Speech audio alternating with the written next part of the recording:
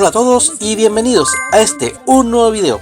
En el capítulo anterior nos internamos en la mina de carbón más conocida de Chile, el Chiflón del Diablo, donde no solo bajamos físicamente, sino que también a lo más profundo y doloroso de nuestra historia. Hoy seguimos este viaje, pero desde otro ángulo. Vamos a recorrer el set de grabación de la película Subterra, filmada en el año 1988. Esta escenografía está ubicada justo al ingreso a la mina y representa los antiguos pabellones mineros, que eran viviendas humildes, estaban alineadas una junto a la otra y donde se forjaba la vida entre el sacrificio y la esperanza. Aunque fue construida para una película, este lugar refleja fielmente cómo vivían los mineros y hasta hoy esa arquitectura sigue presente en Lota, dándole a la ciudad un carácter único y profundamente ligado a su pasado. Cuando me senté a escribir en el capítulo anterior, sentía que algo me faltaba. No pude evitar ir más allá. Sentía que no podía hablar de la mina sin entender el alma de quienes la habitaron. Así que me lancé a leer Subterra y después el folclore del carbón de Lester Pratt. Así que me sumergí en todo lo que hablaba de la mina minera. Cada página fue como encender una lámpara en medio de la oscuridad. Necesitaba comprender el alma de esa historia, porque no quería mostrar solo madera, ni túneles, ni espacios vacíos, ni escombros. Necesitaba comprender el alma de esta historia, para poder contarla con verdad, para entregarla con respeto, porque detrás de cada piedra, cada pared, también habían vidas que merecen ser recordadas. Esta, ¿no es cierto?, es una de las casas de habitación como la que está al frente, ¿ya? Pero esta, en la vida real, esto es más chico, ¿ya? Este es comedor, living, cocina. Ahí está la chimenea, ¿no es cierto?, hacia el lado. Ahí está la chimenea donde nuestras madres y esposas cocinaban. A nosotros acá nos entregaban 500 kilos de carbón mensual para utilizarlo en la chimenea, ¿ya? Pero esta todavía es grande porque era más pequeña, ¿ya? Acá ustedes se dan cuenta, no existía la electricidad, existían las velas. Mira, ahí están las velas, ¿no es cierto?, los chonchones, ¿ya? Velas, chonchones, lámparas de aceite, lámparas parafina. ¿Por qué razón? Porque aquí no existía la electricidad. Como bien señala el guía, los pabellones que observamos son evidentemente más grandes que los originales, y esto se debe a que fueron construidos especialmente para el rodaje de la película. Esta es una recreación de lo que eran las camas, o sea, las habitaciones en esa fecha. Como ven, es harto más grande que lo que existía allá en la salitrera. No hay que olvidar que en aquel entonces cada familia solía tener entre 4 a 5 hijos y que muchos de ellos estaban destinados casi como una obligación a trabajar en las minas desde muy jóvenes.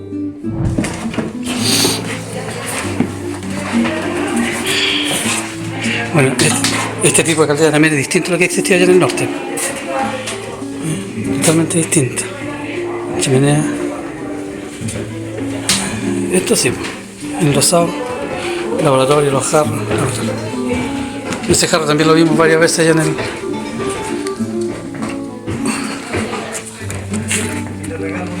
Ya, miren, esto lo que ustedes ven acá es la famosa pulpería La Quincena. ¿Por qué La Quincena? Porque cuando se trabajaba en la mina de carbón acá al principio no se cancelaba con dinero sino ficha, y aquí al trabajador se le cancelaba cada 15 días 2 fichas, o sea 4 fichas, 2 para vestuario y 2 para alimento. Pero en una de estas pulperías no se trabajaba Baldomero Murillo. Baldomero Murillo nació en Lota el 6 de enero de 1827. Sus padres fueron Nazario Murillo, su madre Mercedes Figueroa, su esposa Natividad Miller.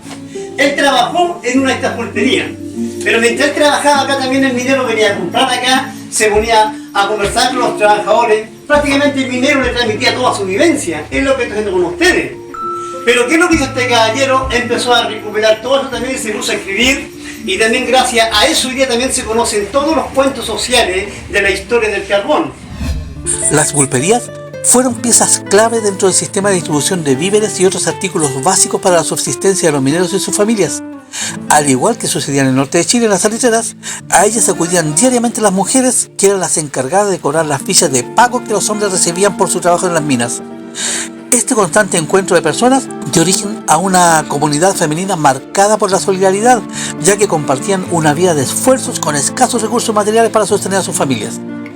No es de extrañar entonces que las pulperías se convirtieran en espacios que chocaban los intereses de los trabajadores y de las administraciones mineras. De hecho, Muchos de los reclamos expresados en las numerosas huelgas registradas hacían referencia directa a las pulperías y a sus restrictivas formas de abastecimiento. Como podemos ver, a lo largo de la historia y en distintas zonas del país, las ciudades mineras fueron diseñadas para mantener a sus habitantes dentro del propio enclave. Estos asentamientos contaban con una pulpería que ofrecía lo básico para la subsistencia de una familia. También es importante recordar que este modelo de origen inglés se implementó precisamente para evitar el uso de moneda circulante. En su lugar se utilizaban unas fichas que eran entregadas por la propia compañía, las cuales solo podían ser canjeadas en el negocio local, que también pertenecía a la misma empresa. Acá, en el sur de Chile, además se instalaron hornos, baños y lavaderos comunitarios, que para mal de la empresa solo llevó a fortalecer la organización social de las familias del carbón y fomentó una vida en comunidad basada en la cooperación. Cabe mencionar que desde la aristocracia chilena de la época se impuso un lema brutal que reflejaba la mirada hacia estos trabajadores, y era trabajar, padecer y morir. Bajo esta lógica, temas como la cuestión social, los derechos laborales o la explotación infantil eran mal vistos o simplemente ignorados. Bueno, este es otro de los atractivos que presenta Lota, el Parque Isidora. Sí, ya estamos ingresando al Parque Isidora Cauciño, más conocido como el Parque de Lota, pero para ello nos remontaremos al año 1852, cuando Matías Cauciño Jorquera comenzó a explotar las minas de carbón de Lota. A su muerte, su único hijo, Luis Cauciño Esquella, retoma el proyecto, concebiéndolo como un regalo para su esposa Isidora Goyenechea. Mira qué lindo. Un pequeño regalo, una cosita poca. Bueno, es el único parque de estilo francés de los 3 existentes en el país y se ubica en el borde costero. A modo de información, los otros 2 son la Quinta Normal allá en Santiago y el Parque Forestal. Desde el 6 de abril de 2009, este parque es considerado Monumento Nacional de Chile, en la categoría Monumento Histórico. Miren esos arbolitos.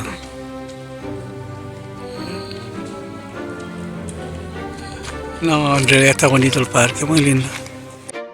El parque de 14 hectáreas de extensión fue diseñado entre 1862 y 1872 por el paisajista inglés Bartlett, que incluyó árboles, jardines, estatuas y piletas.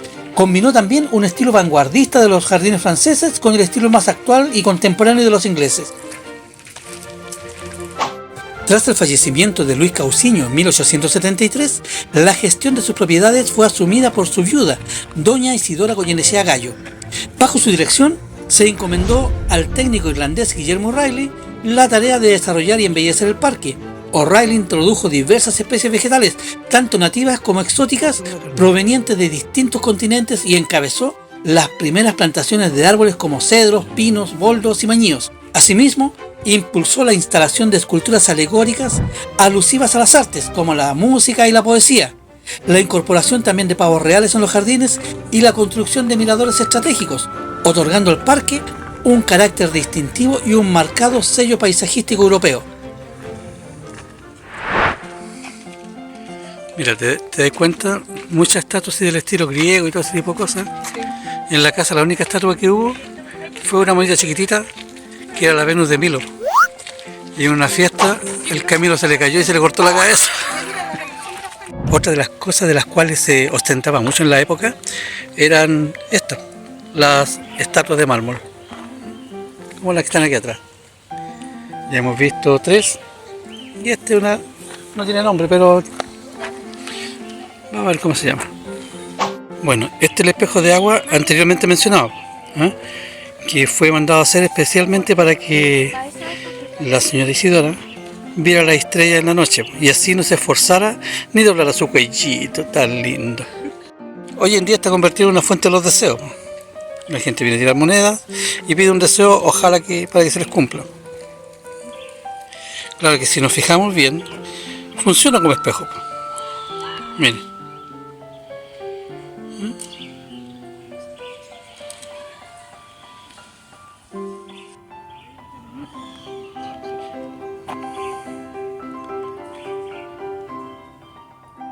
Bueno, como decía, ella además de traer muebles, todo ese tipo de cosas, traía árboles exóticos, aves exóticas, cosas que no estaban aquí. En realidad estas aves son pero espectaculares.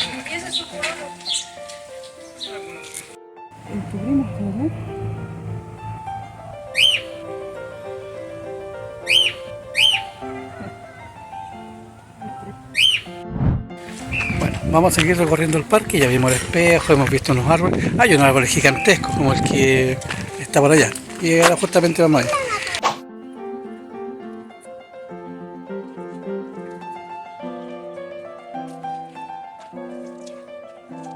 En los informativos se señala que el parque posee 83 especies vegetales originarias de Chile, de Norteamérica, de Australia, Europa, Asia y África.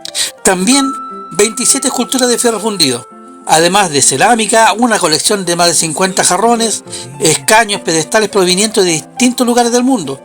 Bueno, esto conforma la colección más importante de su tipo en Chile, pero ¿saben qué? No existe ni un mísero letrero que indique el nombre de los árboles o de las esculturas que estamos observando. Uno, un simple mortal, no lo sabe todo. ¿Cómo se supone que vamos a apreciar lo que realmente estamos viendo? ¿Qué querés que te diga, po?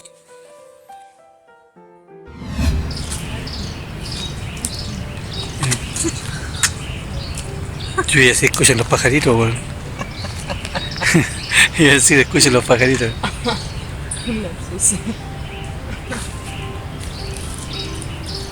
Mira hasta abajo.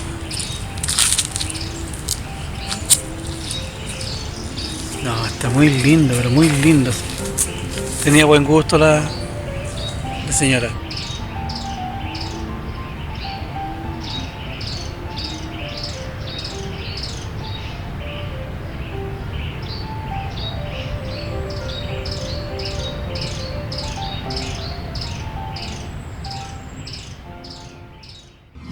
Lo que le pondría yo los nombres. Porque a pesar de que sean bonitos todos los que sean estilo alpino. Y por fin encontramos una de las esculturas destacadas en los folletos turísticos, y se trata de esta, una obra original de la célebre Fundición de Arte de Vendôme, uno de los talleres más prestigiosos de Francia en la producción de esculturas y arte decorativos en el siglo XIX y comienzo del siglo XX. Se trata de él, el Niño de la Espina, también conocido como el Espinario, una figura clásica que sin embargo en el Parque de Lota está envuelta en una leyenda particular. Según cuentan los guardias, en las noches de luna llena, la estatua cobra vida y puede verse al niño corriendo de un lado a otro por los senderos, tal como lo hacía en vida, hasta que una espina selló su destino.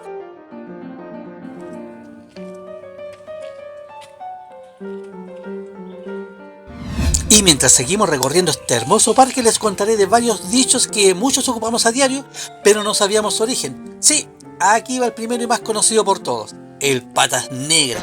Estos personajes siempre han sido de temer. Han existido desde siempre y seamos honestos, muchos de nosotros lo hemos sido y otros tanto también han sido víctimas de alguno.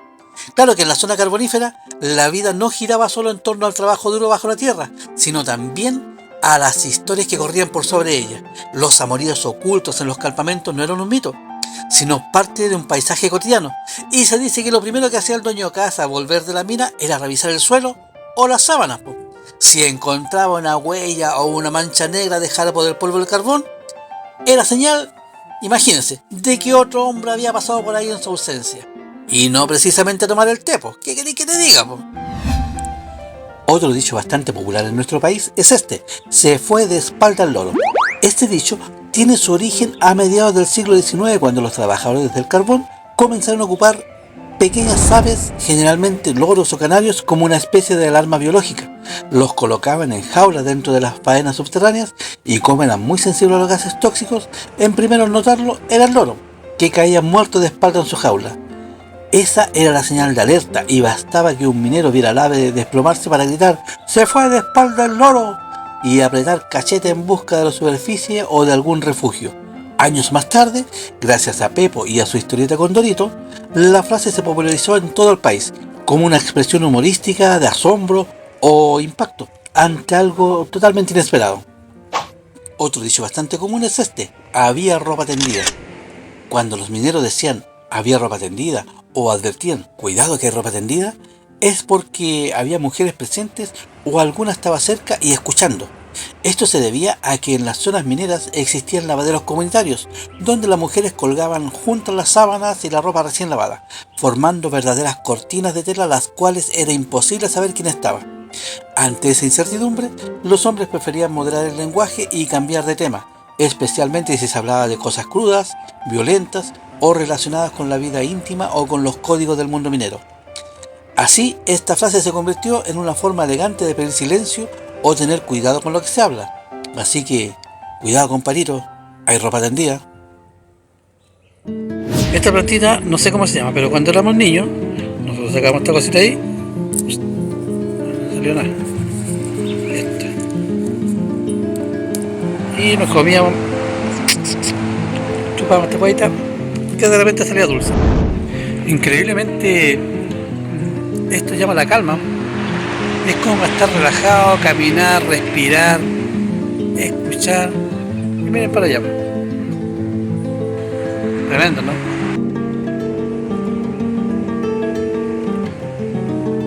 Desde el Parque Isidora es posible observar la costa del Golfo de Arauco, el muelle y las antiguas instalaciones mineras de Lota. Es realmente una vista espectacular que combina la belleza natural, el mar y el peso histórico de una ciudad forjada por el carbón. Desde este mirador se puede imaginar el ir y venir de los trenes cargados de mineral, los barcos en faena y la intensa actividad que alguna vez marcó el pulso de esta zona. También se dice que en las tranquilas tardes doña Isidora Goyenechea venía a este mismo lugar a relajarse contemplando el horizonte y respirando el aire marino. Un lugar donde el paisaje habla no solo de la geografía, sino también de la memoria y el esfuerzo de generaciones. Este palacio que ustedes ven ahí era el Palacio Cauciño, de aquí de Lota, que con un terremoto se cayó y se derrumbó entero. Y está emplazado acá, donde está este laberinto de plantas. En todo ese sector está emplazado este palacio. Sí, como dije, al palacete se le conocía como el Castillo del Parque y fue diseñado en su comienzo por el arquitecto chileno don Eduardo Firman. Para entonces la familia Cauciño Goyenechea ya tenía una lujosa residencia en Santiago de Chile, el Palacio Cauciño. La construcción del palacete en Lota comenzó en 1885, pero doña Isidora Goyenechea no quedó conforme con el resultado. Aunque Firman alcanzó a levantar la estructura principal, ella decidió reemplazarlo por el arquitecto francés Abel Grignot, quien deshizo parte de lo construido para levantar exactamente lo que ella tenía en mente y que fue inaugurado en 1898. Durante 25 años doña Isidora se dedicó a embellecer el parque que lo rodeaba, trayendo estatuas, árboles, fuentes y mobiliarios desde todas partes del mundo. A pesar de todo ese esfuerzo, la mansión nunca fue habitada ni por ella ni por sus herederos y pasó más de 20 años vacía. Tras el terremoto de 1960, el edificio quedó tan dañado que era imposible habitarlo. Y como no se contaba con los recursos para repararlo, en 1964 se tomó la difícil decisión de demolerlo por completo. ¿Qué queréis que te diga? En este momento nos estamos paseando por lo que era el palacio. Bien, ¿quién dijo que iba a estar dentro de un palacio? Los cañones que vemos aquí tienen una historia ligada a la minería del carbón y a la flota naviera de la familia Cauciño. Don Luis Cauciño, esposo de doña Isidora, los mandó a traer para proteger la entrada del puerto de Lota. Sin embargo, nunca se ocuparon en combate. En cambio, doña Isidora los hacía detonar en fechas como el 8 y el 20 de octubre, en conmemoración del combate naval de Angamos y la entrada de Chile a Lima durante la Guerra del Pacífico. Para la comunidad minera, el estruendo de esos disparos era una señal de orgullo nacional. Era la forma en que doña Isidora dejaba claro su compromiso con la memoria de esa victoria. Para ella, esos hechos no solo marcaban un triunfo militar, sino también el auge de Chile como potencia industrial, con Lota como un símbolo de poder. Se dice que el señor Cauciño estaba tan enamorado de la señora Isidora que le mandó a crear todo este parque. Bueno, aquí también estaba su casa que se cayó con un terremoto. Como les decía, le mandó a crear todo este parque. Lo que a ella se le ocurría, se le daba. La señora partía a Francia porque ornamentó toda su casa de acuerdo a la moda francesa de ese tiempo. Por lo tanto, viajaba 8 meses al año a traer lo último en novedades, lo último en arte, lo último en muertos. En lo que se le ocurriera, en realidad. En lo que se le ocurriera. Le daba gusto en todo. Por lo tanto, tenía que estar muy enamorado. E inclusive, le hizo un espejo de agua ¿Para qué? Para que la linda no doblara su cuello al mirar las estrellas. Oh. Yo quiero uno. ¿Cómo se llama este árbol? No tengo idea. Lo hemos visto en varias partes. En Vallenar, en Copiapó hay una hoja gigante así. Y las flores igual, pues. Pero no tienen nombre, pues. Y aquí, bajo la sombra de viejos árboles, entre fuentes y senderos, descansa don Carlos Cauciño Goyenechea, hijo del visionario empresario Matías Cauciño y de la célebre Isidora Goyenechea. Carlos nació en 1840 en Santiago, pero fue educado en Alemania, en Francia y en Gran Bretaña, y regresó a Chile para asumir un destino marcado por el carbón y el acero. Ya a los 21 años, tras la muerte de su padre, se incorporó a la administración del imperio familiar. Desde Lota, impulsó la modernización de las faenas mineras y proyectó un parque que hasta hoy es testimonio de la opulencia y el gusto por el arte de su época. Pero su historia tuvo un final distante. En 1886, en París, la muerte lo sorprendió y su cuerpo fue traído de regreso para ser ubicado en el corazón del parque que su madre había embellecido. En su tumba se erigió un monumento realizado por dos escultores, el húngaro residente en Chile, Ernesto Gusch, autor también de la estatua del Sagrado Corazón de Jesús que está ahí en el frente de la Casa Central de la Pontificia Universidad Católica de Chile en Santiago, y el alemán Peter Horn Werner. Y grabada en una piedra se leen las siguientes y sencillas palabras: In Memoriam Carlos Cauciño. Como han visto, en esta serie de videos de Lota era una pequeña representación de la sociedad de la época. ¿Qué quiere decir esto?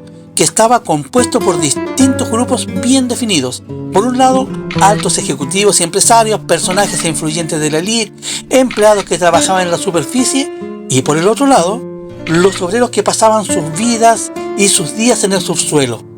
Cada grupo tenía su espacio bien definido. Algunos vivían en pabellones amplios y cómodos, y los otros hacinados en viviendas modestas y estrechas.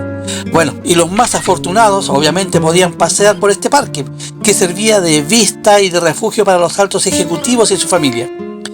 Bueno, una forma muy marcada y a veces cruel de dividir la sociedad. Pero claro, eso ya no sucede en el Chile de hoy, supongo. ¿O sí? Bueno, ¿qué queréis que te diga? Creo que el dato y el viaje ha justificado plenamente todo lo recorrido, el cansancio y toda la cuestión. Desde la mina, que fue lo primero que fuimos a ver, y ahora el parque Isidora. Realmente espectacular. Y nos quedaría después ir a ver. ¿Qué hora pasar? Mañana ya, señor. Mañana. En nuestro último día en Lota, nos encontramos con la belleza de la Caleta del Blanco. Este pintoresco rincón comenzó a tomar forma hace más de 70 años, cuando familias de zonas rurales llegaron buscando un futuro, ya sea en la minería, en la pesca artesanal o en la actividad que sea. Hoy sus fuertes colores, el ir y venir de los pescadores y la calma de sus aguas cuentan la historia de una comunidad que creció de la mano de su gente y del profundo vínculo que los une al mar.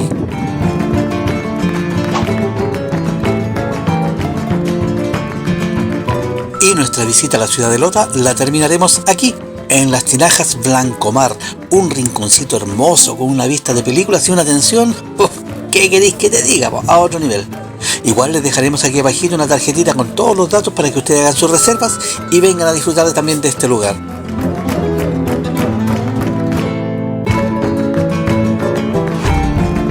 Lota, un rincón de Chile donde la historia se escribe con carbón, mar y esfuerzo humano.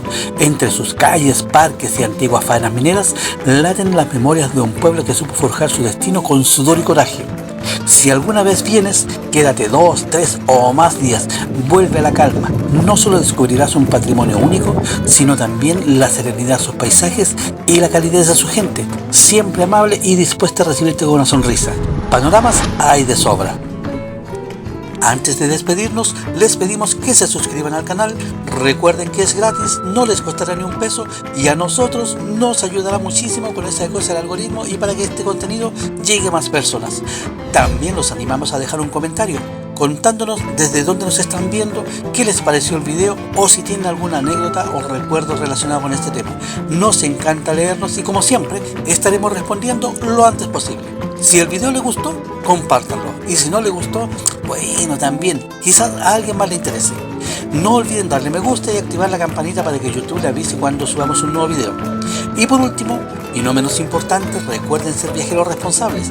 Cada lugar que visitamos guarda una historia, memoria y vida, así que cuidémoslos como se merece. No dejes nada más que la huella de tus zapatos en los lugares que visitas, ni te lleves nada más que tus fotos y tus buenos recuerdos. Nos despedimos por ahora para volvernos a encontrar muy pronto en un próximo video desde algún lugar de este hermoso país. Nos vemos, adiós. Y aquí en Lota, con la mejor vista, se la pueden ver, con la mejor tinaja, con el mejor picoteo en las tinajas Blanco Mar.